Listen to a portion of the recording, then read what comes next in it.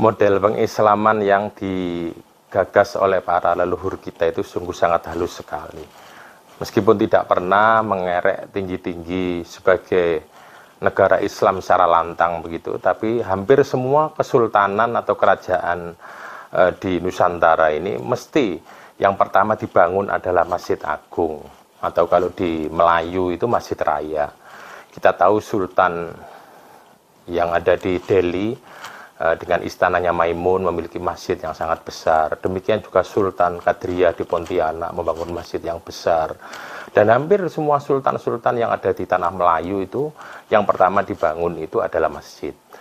Demikian juga di Jawa.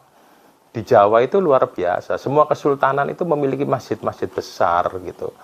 Ketika di Demak ada Masjid Agung Demak dengan kerajaan Demak Bintoro itu. Kemudian ketika zaman Mataram juga demikian, Mataram Islam gitu.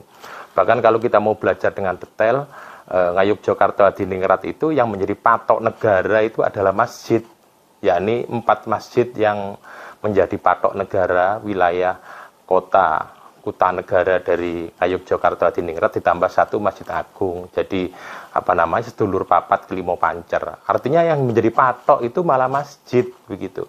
Ada Masjid Dongkelan, Masjid Babatan, Masjid Pelosok Kuning, dan Masjid Melangi. Itu menjadi batas negara. Jadi masjid gitu.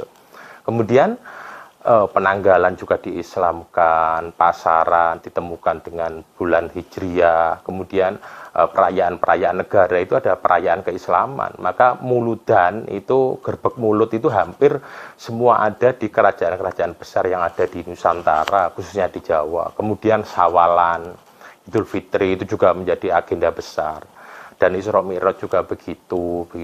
Bahkan pengadilan agama diletakkan di serambi masjid. Artinya Islam itu begitu penting gitu. Tapi tetap dengan menjaga tradisi Jawa, sehingga karena kelembutan itu kemudian kita menganggap kurang Islam apa lagi ya, karena yang justru pertama ditegakkan adalah institusi keislaman. Sungguh sangat luar biasa kearifan leluhur kita itu.